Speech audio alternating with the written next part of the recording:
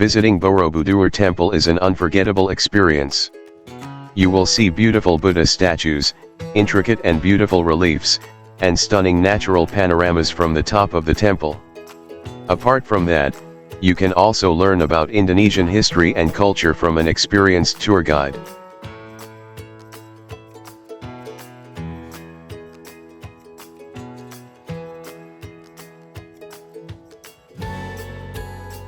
The shape of the Borobudur temple. As the largest Buddhist temple in the world as well as the largest Buddhist monument in the world, according to the Ministry of Education and Culture website, Borobudur temple has a structure like a terraced pundan which gets smaller and smaller with 4 steps in each direction of the wind.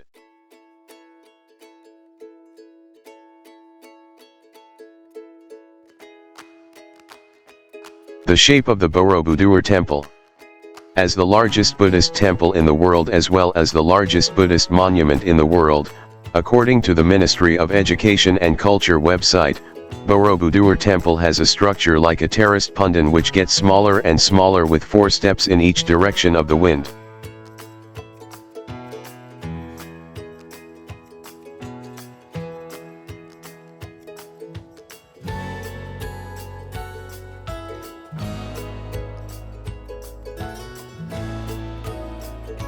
The shape of the Borobudur temple.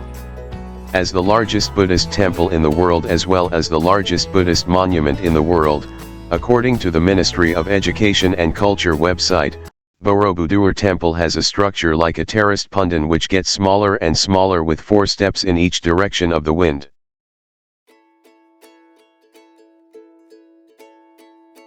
Borobudur temple is 121.66 meters long, 121.38 meters wide and 35.40 meters high. According to Buddhist philosophy, the structure of the levels of the Borobudur temple is an imitation of the universe's wheel of life. There are 3 levels in the structure of the Borobudur temple, namely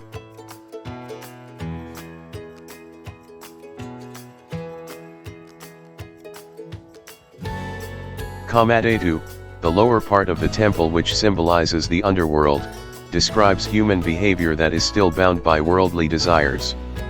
Rupadhatu, the middle part of the temple which symbolizes the in-between realm, describes human behavior that has begun to leave worldly desires, but is still bound by the real world. Arupadhatu, the upper part of the temple which symbolizes the upper realm, depicts an intangible element and as a sign of a level that has left worldly desires. Unique facts about Borobudur temple. In addition to the history and moments of the Wesak Day that have attracted foreign attention, Borobudur temple has a number of unique facts, including: there are 2,672 relief panels and 504 Buddha statues, making Borobudur the owner of the widest and most extensive Buddhist reliefs in the world. The theft of statues is rife. Real Buddha head statues are rife to be stolen and then sold in antiques, collectors and illegal markets.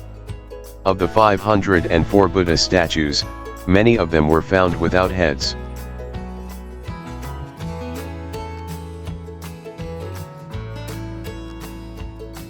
Borobudur temple was once bombed.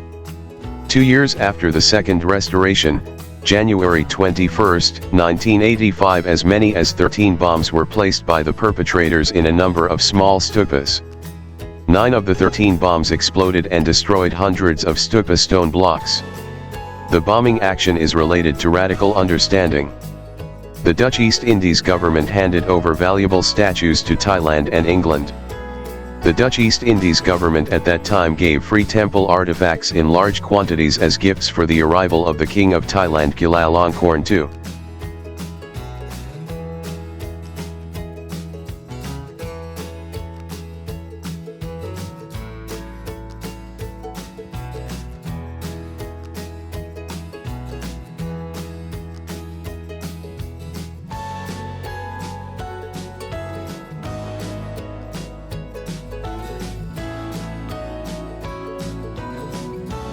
The architectural splendor of Borobudur temple cannot be separated from the long history of the development of Buddhism in Indonesia.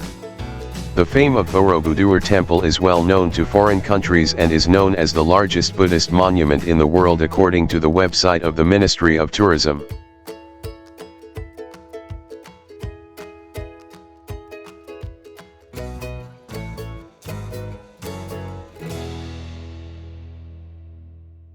Located in Magelang, Central Java, Borobudur Temple underwent a long restoration period to restore its majesty.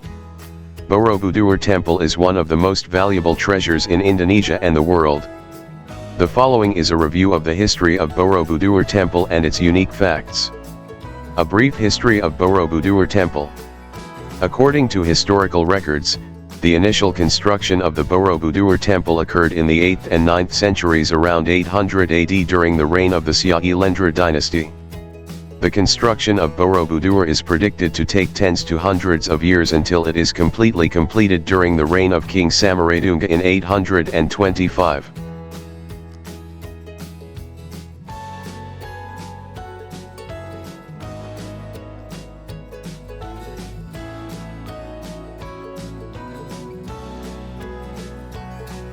Even though it was completed, there are no historical records that explain who built the Borobudur Temple. The reason is, at that time Hinduism and Buddhism developed simultaneously on the island of Java. The Magelang dynasty was recorded as a follower of Mahayana Buddhism, while around Borobudur there were also Hindu followers of the Shiva school.